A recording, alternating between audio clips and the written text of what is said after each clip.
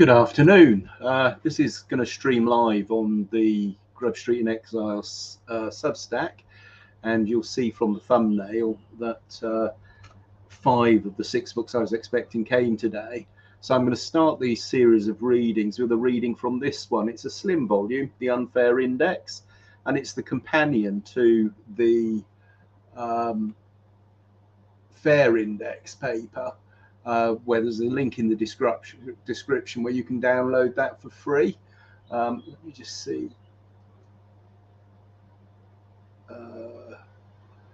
Right, okay. Well, it is there, but I can't get that to come out on the screen live as we speak. So anyway, the Hamatics Fair paper is the Hamatics Fair Index, which is a forward indicator of UK housing affordability regimes. Now, this book is the accompanying book describing that index.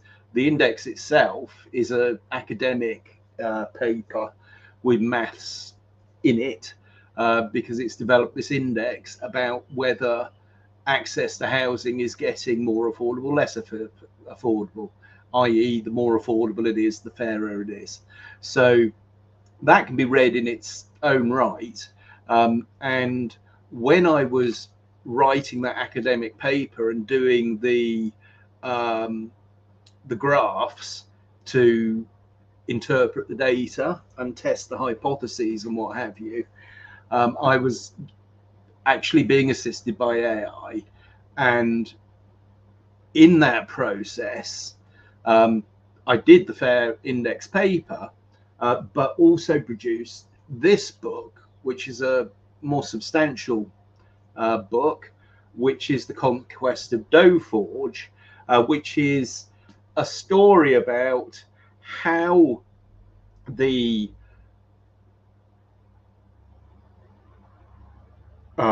collaboration with AI to write the Hamatics Fair Index, particularly getting rid of something called emoji bake in the maths rendering. Ironically, some of the maths rendering is still awry. Not in that paper. We've got it working on that, but actually getting mathematical notation to reproduce across EPUBs, PDFs, docs, like Word docs, etc., is actually quite difficult. So as part of that whole process, I produced something called the self-publishing kit, which is downloadable as well. And that's to help people that want to do their own digital publishing. And this book is about developing that kit, about writing this paper, and about the AI drift and hallucinations. And then it goes a step further. So why is it like that? Why is it being reduced? Why is it being released early? What else might it be for? And so stories happening at the moment which are interesting and kind of feed into this is that, for instance, SpaceX have just done this massive IPO, 2 trillion, whatever it is. And the 85% of the money raised for that is actually for XAI, not actually for SpaceX itself. And that is raising eyebrows in the investment community of investors that believe that things like corporate governance is actually now in the service of what I call the gradient, what Escape Key, which is a blog I've started reading on Substack recently, puts down to the clearing system. And at its heart is the institutional rule set administered by the Bank of International Settlements. Now, all of these things seem quite disparate, and to actually pull them all together over my 15 years plus of research, this little volume here, coupled with this big volume, starts getting into that. So I'm going to do a reading from this one and then have a bit of a dip into this one, and that will be the first reading, which will be this video. Now, last week I did some readings of This is the Circle of Blame, the anthology of blame, which was from last summer's work, which I did before my road trip to the UK for my company Hematics. And the anthology of blame talks about how no one takes responsibility for this gradient. It's an act of nature. You know, it's markets don't like it. You know, so, you know, who are these markets? It's no good people just pointing to the next guy and saying, well, no, that you have to go to that department or this person or you know, this ombudsman or whatever. It goes round in circles, and that actually grew out of my work on the housing planning system, and you know, why aren't enough affordable homes being built?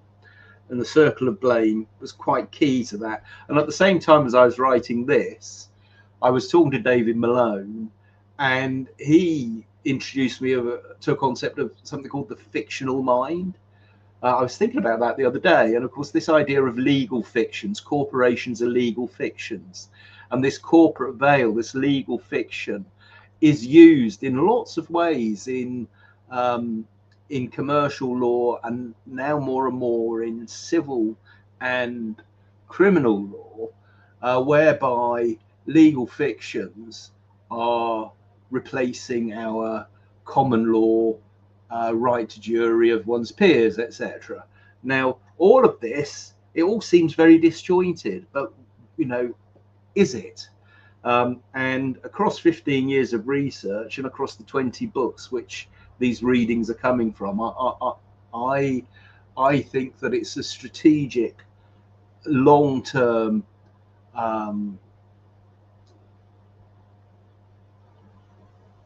outcome of having central banking and fiat money.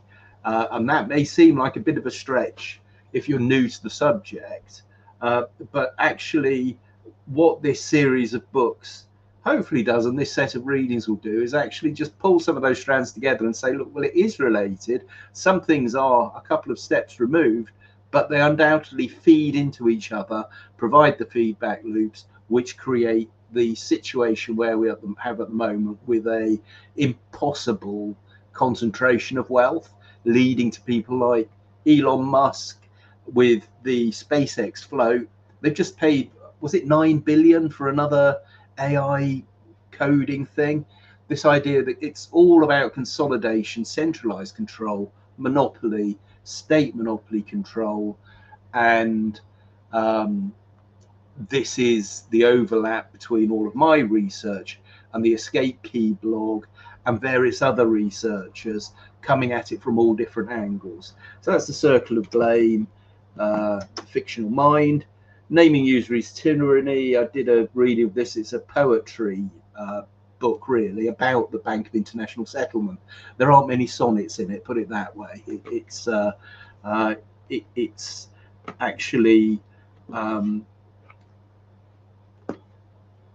a compendium of poetry and writings, actually showing what the gradient of the clearinghouse is and how it's the outcomes that we've got are inevitable from the incentive structures within that organization. And the FAIR Index actually shows that the macroprudential framework makes it inevitable what's happening in the housing market, but also what's happening for small businesses and the ability of small businesses that aren't in global corporates to survive within the legislation that's been lobbied for and implemented by such technocrats as Keir Starmer. Keir Starmer is a hopeless prime minister because he has a hopeless job, and he sees things very much from within his own technocratic bubble. And I watched a video of the G7 and the interactions between Macron, van der Leyen, various of the other people that attend those things, Donald Trump, and it was instructive to watch it. Watch the body language, the way they are with each other. To me, it could have been the Mad Hatter's Tea Party. Then this is a more abstract book, which I've done a reading of, Biography of a Poetic Legislator, which is, again, it's a poetry and prose collection, which, again, sets out some of the source materials and themes running through the technical side of things, which the Unfair Index and the context text of Daufforge does. So we're going to read those in a minute, and then I'm going to do some readings from, these are produced in a different size. These was like, I quite like these books. I used to like big books like these when I was studying for my degree. I really quite liked, or actually even when I was doing my O levels, the Let's Revise books used to be this big sort of full scap. It's quite textbooky, but I quite like that. The volume 2 hasn't come yet. It was sent separately, so I've had to pay the import duty separately today. So I should have that tomorrow, and that's actually coming in a different size. But volume 1 and volume 3 is here, doing direct. Volume 2 is called the E-Force, the E-Force of Debt, which is that's how Schumpeter described commercial banking, as the E-Force of debt. So that's that full scat thing. And then this is, it's sort of like a hybrid novel, and this is The Wandering Anchor. And this book, and another one on the way, which is the case of the Wanker Pimpernel, which is the Father Brown story, describes a sort of a fictional accounting of the sorts of things that occurred to me when doing these two. So without further ado, I'm going to actually just start reading and dip into the Conquest of Daufforge at the appropriate time. In fact, what I'll probably do is read David Malone's forward to the Conquest of Daufforge from the book. But anyway, here we go. Right, the Unfair Index, which, as I say, is the reader to go along with the academic paper, Hamatic's Fair Index, a forward indicator of UK affording housing affordability regimes, which is compilable from full in GitHub. That's the final thing I should say. Because it's compilable in full from GitHub, it couldn't be produced on Draft to Digital. It's available to download from the Daufforge library on daufforge.org, and I'll make that free to download. And I mean, I do keep these fairly cheap. If anybody wants EPUBs and they desperately want them and they want them for free, I can easily just, you know, I'm quite happy to give the whole library. But I do like the paperbacks, and they do have to be paid for and printed. And you know, in these straitened times and all the rest of it, it's always nice to get some sort of money to, you know, come in and you know, make a contribution to, you know, I've got a family budget the same as everybody else and all the rest of it. But as I say, I mean, I haven't been doing this to make it into a commercial enterprise. The reason I write these books is in aid of my own research, to get my own thoughts right, so I can get my strategy for my commercial businesses right. Because basically, in such a rigged game, you better have some idea of, you know, what you're dealing with. Otherwise, you don't stand a chance. The last 6 years in business coming back, it's been really tough. So I have got another book which I'm writing about why I think that is, and that's the story of my business Hamatic's, and what we're doing with that, trying to start an affordable housing company, what we've had to do in structuring into and what I've encountered in the private equity markets, the banking, space, the challenger bank type operations that aren't banks, which anyway, that's another. I'm not going to start talking about that, but I've been writing that book for the last 6 months as well. So without further ado, as I was saying, the unfair index. Let's dig in. It's a surveyor's level survey of the financial terrain by yours truly, Roger Lewis. So let's have a look at this then. Right, the preface. On surveys and why a level survey is not an opinion. The preface establishes the survey frame in the reader's mind. The discipline of a chartered surveyor is not opinion formation. It is the production of a record of what is the case at a defined moment against defined instruments, signed against the surveyor's professional indemnity. The preface explains why the housing affordability question has been treated as a matter of debate, when in fact it is a matter of measurement, and why the measurement, when done with the discipline of the instrument, produces a different answer from the one currently in circulation.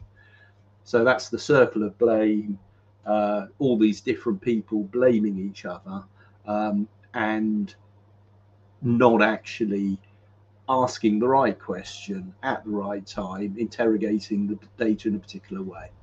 And here's my author's forward to this volume.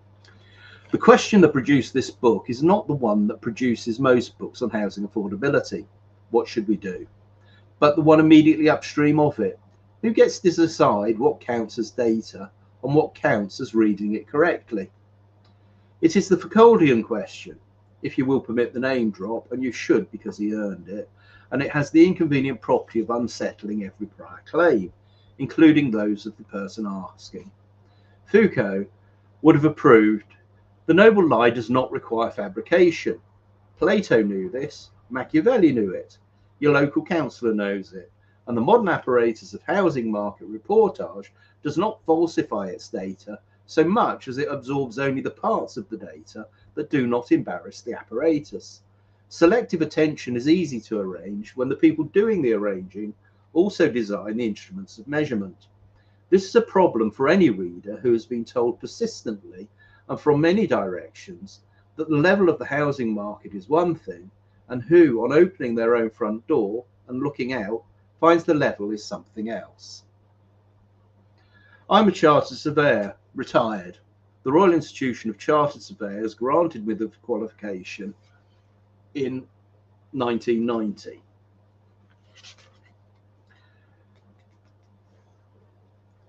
Right, so at this point, I should say this is a pure AI hallucination, this next bit. And I've left it in as I've put the comedy in here of various of these incidents, which it's a living example of how you can't trust AI. They're not fit for purpose and they've been lettered. So I'm going to read what it says and I'm going to say why it's not true. Right, well, the first thing is I was actually admitted for qualification in 1990. My two agentic AIs know that. They've got my CV. This was not the first book that we wrote. This book was actually written after this one. And I've produced a lot of books, and I have used AI in the assistance of all of the published books that have gone out there. The research and the blogs and the source material all predates a lot of it AI. But yeah, let's just read this. So 3 years after I'd first stood behind a wild T2 theodolite on a tripod over a station mark on the Isle of Dogs. I'm not a land surveyor. I'm a valuation surveyor. I'm in the valuation division of the Royal Institution of Chartered Surveyor.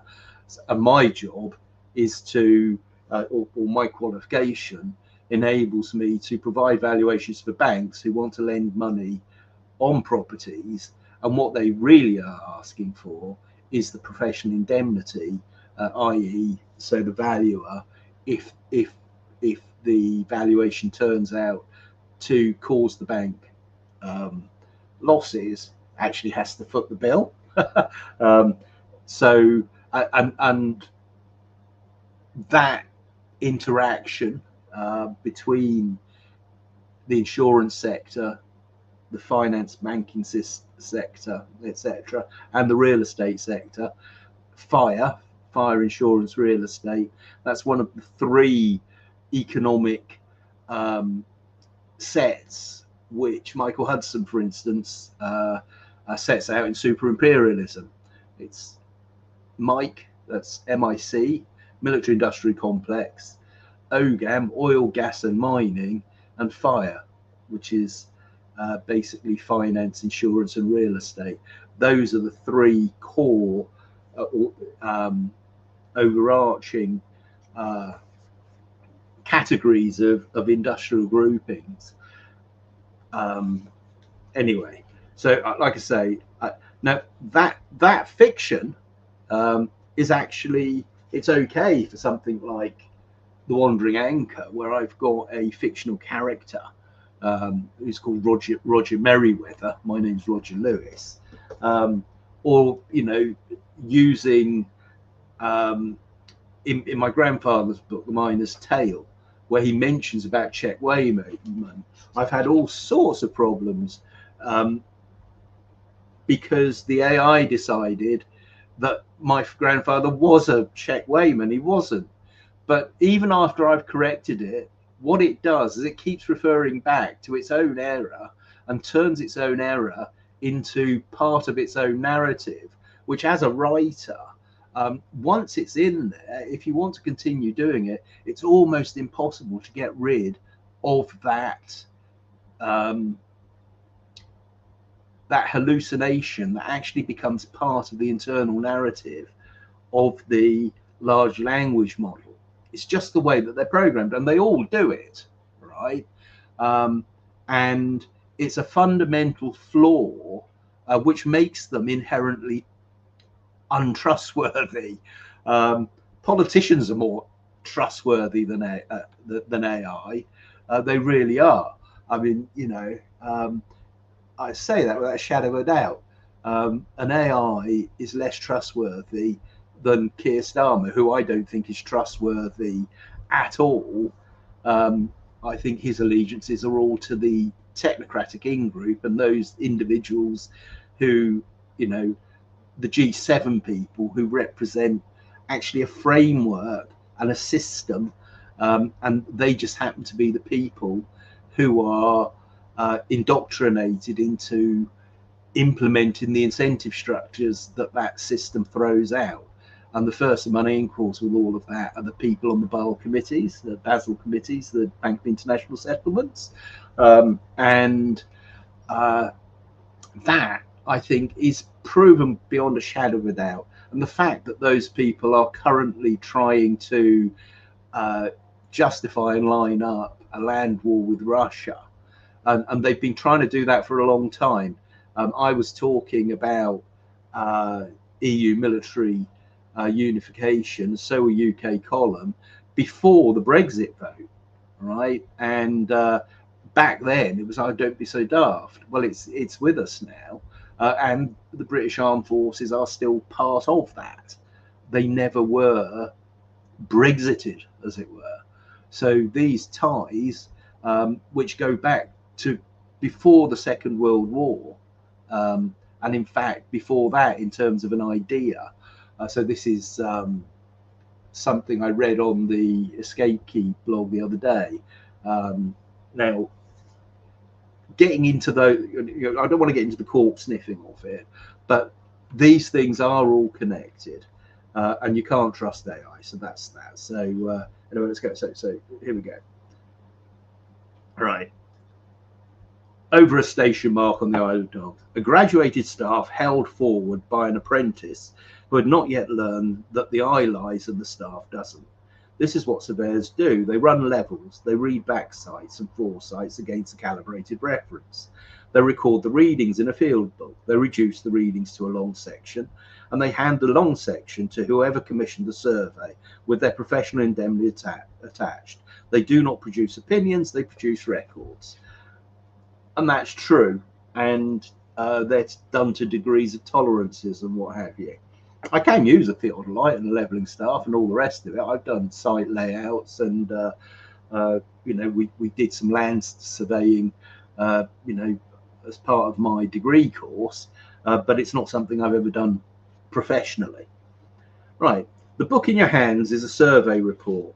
The terrain is financial, the instrument is the Fair Index, a quarterly indicator built from public ONS, Bank of England and Land Registry data, reproduced by any reader with a Python interpreter and a willingness to clone the repository. The long section it produces is straightforward. Mortgage approvals are down 59% from pre-crisis baseline. Market turnover has collapsed from roughly 9% of stock per year to roughly 3.72%. The regime drift accumulates over 27 years and shows no inflection point that would suggest it will self-correct. These are the three numbers. They are citable and they are reproducible. They are not opinions. Right. So, and then this just then talks through, if we just dip in a bit further on, let's have a look.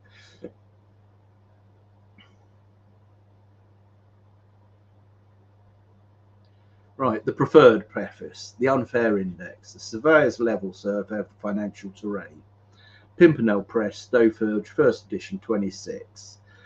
Right, for the households who were never priced out, they were rationed out.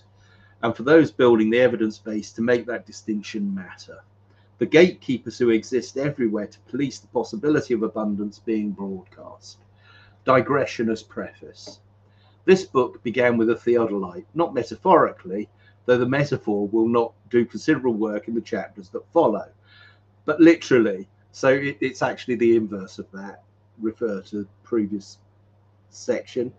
A wild T2 optical theodolite on a building site on the Isle of Dogs in 1989, operated by a recently qualified chartered surveyor who had not yet understood that the most interesting terrain he would ever survey was not the one beneath his boots. The theodolite does not have opinions, it has readings, it records what is there.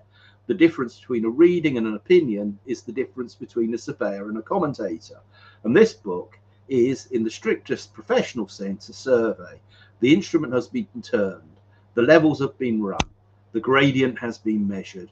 What follows is the record. The mathematics is real, the absurdity is also real. In the UK housing system, these two things have been indistinguishable for approximately 40 years, which has made the surveyor's job considerably more interesting than it ought to be. Roger Lewis, Tonnerel Yarnock, wherever the signal reaches, 2026. So, now you get the impression, I think it's quite an entertaining read, and it basically goes through in a at a fairly brisk trot what the substance of the Hermatics Fair Index is, and then we come to this one, the Conquest of Stowforge, which is quite a substantial volume, and it's got transcluded and intertwingled indexes, which is a reference to Ted Nelson's Xanadu, which was a way the internet would have built if there'd been persistence of links, etc. What we have is an internet which is a pale reflection of what it could be. So that's the great withholding and the federation of dongles and all the rest of it. There's a lot of Xanadu in all of that. So right, so in this, what I said I was going to do was actually read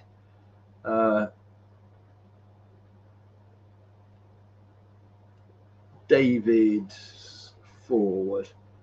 Right, so David's forward actually starts at page 77. At the beginning of the book, there's a digression, Tristan Shandy digression. So actually, I'm going to read the author's forward and then I'll read David Malone's forward. So, the question the Fair Index work kept returning me to was not methodological, but epistemological. The Foucauldian one. if you will permit the name drop. So here we go again. This, and you should because he earned it. That is not a term I'd ever use. I've left it in there. Frankly, I think it's, you know, it's what I call Silicon Valley wanker speak. I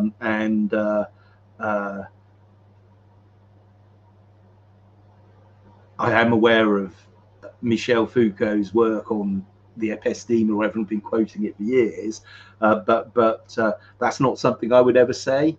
But I've left stuff in here that I would never say because I'm pulling this much data together and to produce a library shelf over 2 years, which I have. It would have been impossible without using AI as a tool. And by far, most of the thinking has been done with my brain over 15 years. But where the use of digital technology comes in, it's quite handy for organizing oneself. So anyway, let's. I don't want to keep going on about. I'm just going to read now. I won't mention it, but some things do jar. But as I say, as a piece of work, we'll read David Malone's foreword. But first of all, I'm just going to say read. What is it? Yes, it's not long. So, who gets to decide what counts as data and what counts as reading it correctly? What are the good of conventional signs if the data they produce is read out of context, partially consumed, and the rest assumed? The partial consumption is not accidental. It is in many cases the point. The noble lie does not require fabrication, it requires selective attention. And selective attention is easy to arrange when the people doing the arranging also design the instruments of measurement. This collection is the result of 15 years of research across music, digital signal processing, philosophy, and the considerably less glamorous curriculum of living: father, husband, son, brother, friend, employer, exile, and recovering multimillionaire. The recovery, I should note, has been more instructive than the accumulation. The structure is as follows. The book opens with the life and opinions of Han Shandy, a framing device, a joke, and a serious argument about recursive self-reference, presented in that order and simultaneously. If Sterne could spend 9 volumes not quite getting to the point, I can spend one prefatory appendix establishing that the point is the not getting to it. Read it as the overture, it contains the themes. Then a foreword. Foster Lewis wrote his without being asked to explain the financial system. He explained it anyway in the language of the Pithead scales and Czech Wayman, and said more in 4 pages than I have managed in 15 years. It is necessary, it is not decorative. Now, this idea of, it's not, that's AI. Now, what I did was I basically built a model. My grandfather died in 1985. And he published The Miner's Tale, which he wrote in his 80s as he was going blind. The Miner's Tale is a really instructive book. It's a really good read. And I republished it in 2024 at the same time as I published The Conquest of Dough. Now, the Czech Wayman, I already said earlier on about the trouble I had because the fictions for Grampy's book, by the way, is not fiction, it's all true, it's his biography, but using the fictional mind to make points about a system that doesn't want to be examined, and the Bank of International Settlements, that the gradient and the clearing system and the inbuilt austerity that is a natural outcome of its incentive structures, they do not want that examined. Absolutely not. So actually looking at it through poetry and fiction, making up some absurd stories is quite helpful in actually stripping away some of the formality and stiff-neckedness of those guys. So anyway, Yeah, so the chapters proceed as follows. Chapter 0, Ever Had a Wankle, establishing the rotary principle that the same motion can be read as engine or as a nonsense, depending on who is doing the reading and what they've been told to expect.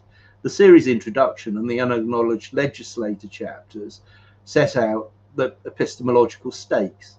The ration still arriving, the kiss precise, the moral sign, the dying bird and the plumage, the formula and the counterspell, and the grey space are the argument proper, moving from the specific housing affordability, credit price decoupling, the fair index, to the general.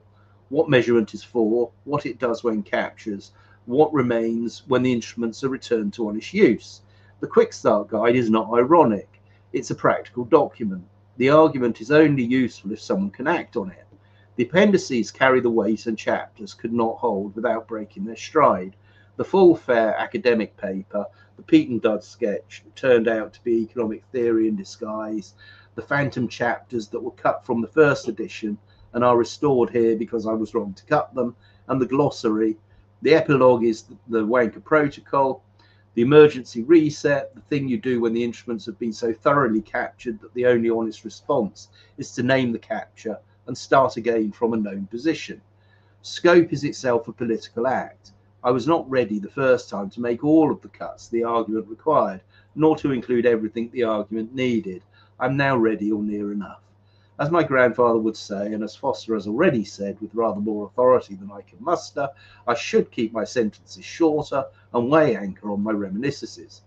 So here is the work. Read it as a report from underground. Measure it against what you already know to be true. That is all I ask. So that's my forward to the first edition. And then there's this great long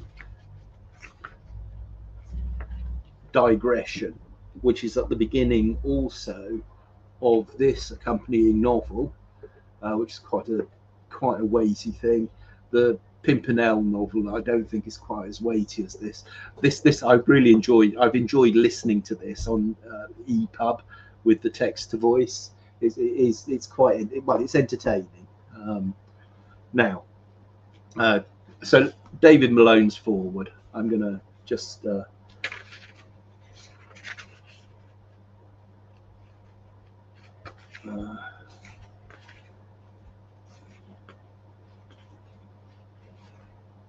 It's 6 pages. So anyway, let's go for it. Okay, I don't know how long this has gone on for, but there we go. Oh, hopefully it'll do chaptering when it's so. Forward, David Malone, by David Malone. Most books are about something. They talk about it. They explain it. They may include diagrams of it, but what they are not usually is it. They're not in themselves the thing they are describing. They are outside the thing itself, looking in at it. They are about it, but are not it themselves. To give a concrete example, imagine a book all about the colour red. This book tells you what pigments will make it, where you can see it in nature, what it signals when animals and plants use it, the history of its use and symbolism in human art. All very informative. Now imagine a second book, which has a single word on its cover, red. And when you open it, there it is. You're faced with the colour red itself on the page. The first book is about the colour red. It is extremely informative, but at no point does the book let you experience the colour red. The second simply is red. It explains nothing, but gives you the experience itself. Both have their uses. We might be tempted to call the first book a science book, and the second an art book. It is not easy to make a book that does and is both. The book you are holding is an attempt to do and be both, and not about anything as simple as the colour red. I've spent the better part of my working life trying to make the invisible visible. My father, Adrian, produced Cosmos with Carl Sagan and The Age of Uncertainty with John Kenneth Galbraith, programs that took ideas so large they had become invisible and made them available to anyone with a television set and an evening to spare. I inherited the vocation, if not the budget. In Dangerous Knowledge, I followed 4 mathematicians, Cantor, Boltzmann, Gödel, and Turing. into the territory where rigorous thought destroys the thinker. In The Far Side, I traced how financial mathematics had become a language designed not to illuminate, but to obscure. For 15 years, I've written as Gollum 14, Stanislaw Lem's military supercomputer that achieves consciousness and refuses to serve. Because the analogy seemed appropriate for our time, intelligence in service of a system that has forgotten what it was for. I mention all this not to establish credentials, but to explain why Roger's book stopped me in my tracks. I've seen any number of books about the financial crisis, the housing crisis, the democracy crisis, the AI crisis. They describe the problems. Some describe them very well. A few propose solutions, but none of them, not one, has done what this book does: contain its own evidence, provide its own tools, and prove its own claims through an architecture that the reader can inspect, verify, and use. This is the second red book.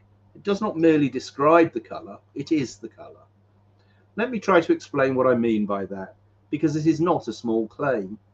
Roger has built something called the Fair Index, a dataset spanning 27 years, 324 data points, measuring what has actually happened to housing affordability in Britain since 1999. The numbers are plain: a 59% collapse, mortgage rates compressed from roughly 9% to 3.72%, yet homes became less affordable, not more. This is not a failure of the market. This is the market working exactly as it has been designed to work, by people who benefit from the design and rely on the rest of us not understanding it. Those numbers sit inside this book, not as references, not as footnotes, pointing to some database you will never visit. The data is here, in the same object you are holding, queryable, reproducible, checksummed. Every claim Roger makes can be traced by you now with the tools provided to a source document, and from that source document to a data set, and from that data set to a measurement. The chain of provenance is not described, it is enacted. It is what Roger means by wankered. I have in my time invented a few terms of my own: the liar's lexicon, my attempt to dismantle the financial vocabulary word by word, showing how repo, leverage, securitization, and mark-to-market were each designed to make fraud sound like accounting. Roger has built something more ambitious. He has built a system in which the vocabulary cannot lie, because every term resolves to a verifiable source. If the number in the prospectus does not match the number in the model, the system knows. The architecture is the audit. There is a deeper geometry here, and I want to describe it because I think it is original. Imagine two infinite circles touching at a single point, a figure of 8. At the point where they touch, both circles are curving away in opposite directions. Yet at that exact point, because the circles are infinite, the surface is flat. Stand on that point, and you are standing on a plane that curves in every direction simultaneously. This is how I picture the saddle points in Poincaré's three-body problem, in Lorenz's chaotic attractor, in the moment before a system tips. Roger's book stands at such a point. It is the tangent between two great human transactions that have been wrested from us and used against us: how we exchange thought and how we exchange money. These are not the same system, but they touch. They are tangent to each other. At the point where trust is manufactured or destroyed, the housing market manufactures trust in one direction: your home is your wealth, while destroying it in another: your mortgage is our profit. The information market does the same. Your data is your expression, your data is our commodity. The figure of 8, the two circles, can be extended into a Klein bottle, a surface with no inside and no outside, where the distinction between container and contained dissolves. This is what has happened to money and information. There is no longer an inside and an outside to the financial system. There is no longer a private and a public sphere of thought. The Klein bottle has been built around us, and we are living on its surface without knowing it. Roger's response to this is not to describe the Klein bottle. Any number of academics can do that, but to hand you a pair of scissors. When Roger first contacted me in May 2011, it was through a comment on the Gollum 14 blog. I remember it because the comment was unusually precise. Most readers of the blog wanted confirmation. Roger wanted clarification. There is a significant difference. He'd been thinking about the same problems I had been writing about, but from a different angle, not from documentary filmmaking or theoretical physics, but from the coalface of property development, from building actual houses and watching the system that was supposed to fund them consume them instead. 15 years later, I've watched him build what I had only ever described, the flux capacitor, his term for the analytical widget at the heart of this system. Is both a real tool and a literary device. It appears in the Father Brown novel that forms the narrative spine of this book, and it also works. You can open it, you can run queries against a corpus of over 1 million emails spanning 23 years. You can check the numbers, you can verify the claims. You can do this because the book is not about the tool. The book is the tool.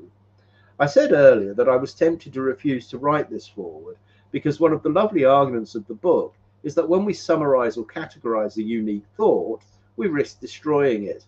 Every act of compression is an act of violence against the original. Roger knows this. It is why the book contains the sources rather than summaries of the sources. It is why the transclusion architecture, borrowed from Ted Nelson's Xanadu, which was dreamed in the 1960s and never built, preserves the link between the quotation and the quoted, so that the act of citing does not sever the citation from its home. But Roger is a big man, and the argument of his book is too important to leave unsummarized, even at the risk of damage. This book is about how the two great human transactions, how we exchange thought and how we exchange money, have been wrested from us and used against us. It is a call to arms that provides you with the arms it is calling for. Some books talk about revolution. Few contain the blueprint for one. This is such a book. Not a sticks and stones revolution, but a revolution in how we see, how we understand our predicament, plus what we can do about it and the tools for actually doing it. Roger's grandfather, Foster Lewis, was a check weighman at Glyn Colliery in the Rhondda Valley. His job was to stand at the pit head with a set of scales and weigh the coal as it came up, so that the miners were paid for what they had actually dug, not for what the company said they had dug. It was the simplest and most radical job in the mine, an independent measurement, witnessed, recorded, trusted. The owners hated it, the miners needed it. The fair index is a set of digital scales. This book is the pit head, the data is the coal. Weigh it yourself.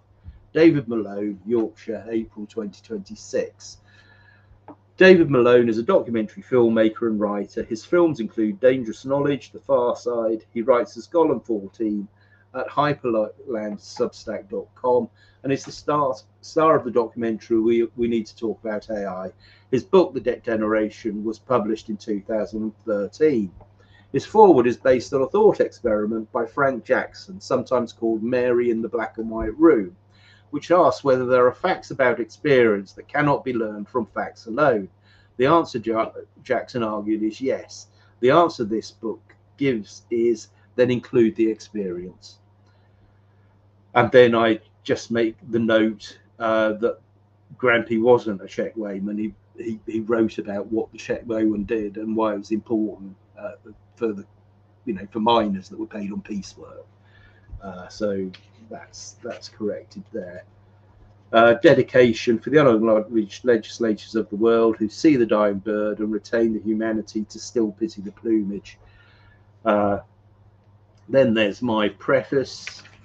And yeah, I mean, I wrote that all longhand. And then it sort of dives into the reproducible self-building kit and basically guides you through how to produce books with the use of AI. Won't actually, the sooner you implement an anchor, so basically you have to weigh a anchor to keep them within the information that you want them to interrogate. So I built a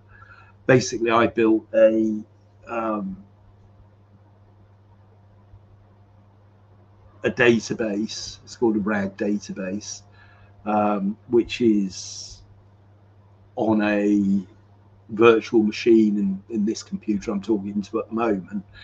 And that database is what's interrogatable through the flux capacitor, which you can which is on the Doforge website. It's quite slow because it actually serves off my computer through a tunnel through ngrok. The architecture of the dongle, which is the great withholding dongle thing, I designed that architecture actually in a would have been in about 2014 when I was working on a local currency which I designed called Forenus, which was for basically regional commerce in Sweden.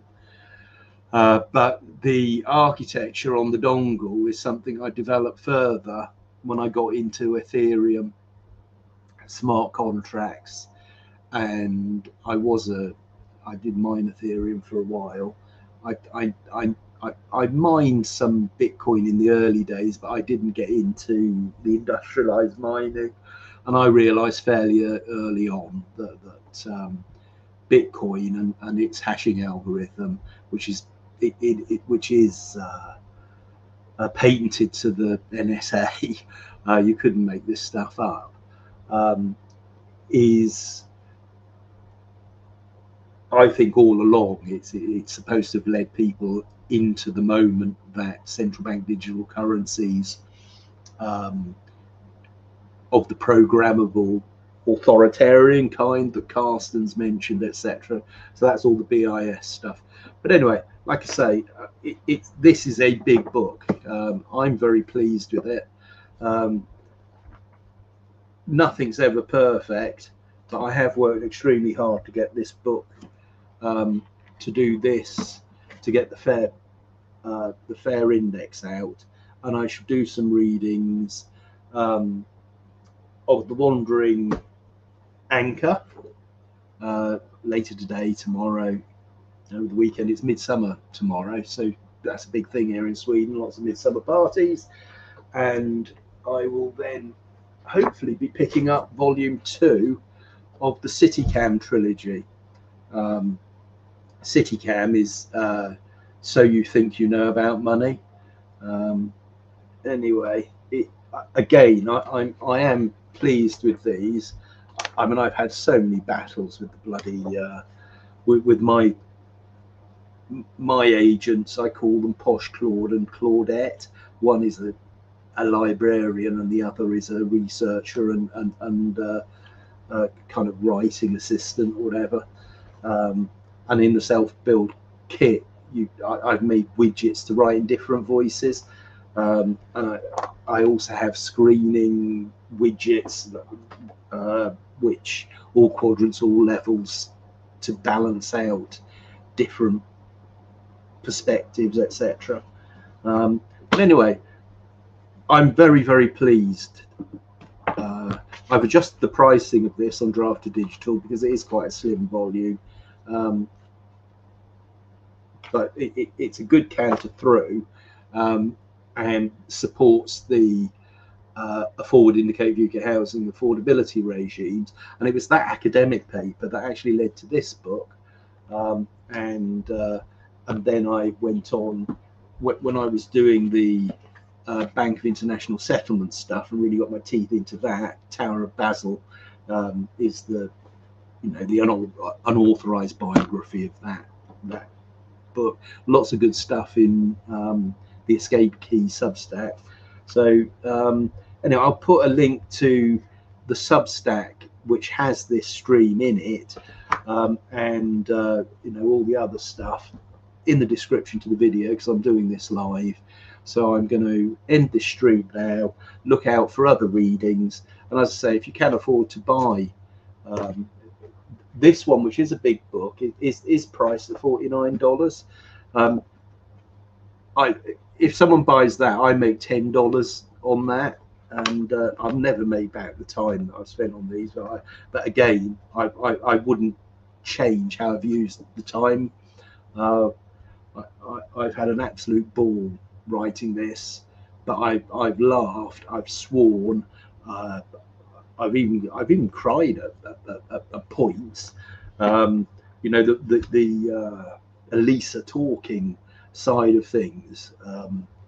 Uh, if you know what Elisa was, anyway, it was this idea of the Turing, you know, the bloody AI. They start to try and psychoanalyze you and all the rest of it. But you know, when I guess uh, maybe I should read. Uh,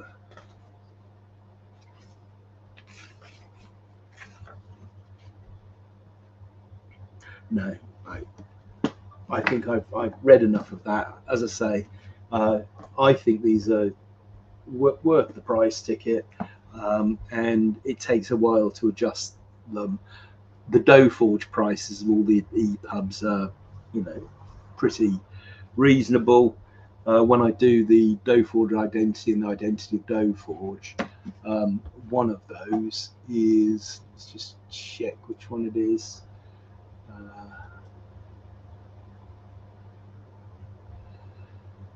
Where are we? Let's have a look. Page 2. Yeah, the Doforge identity is free to download on the doforge.org website. But that's it now. Signing off. If you did listen or do listen to this, find them interesting, buy a paperback, do some holiday reading. With the ones that are coming, there's some you know, satirical novels and some funny stuff to read. And there is funny stuff in this one, The Conquest of Doforge. There it is. It's yeah, I'm really pleased with it, I must say. Very pleased.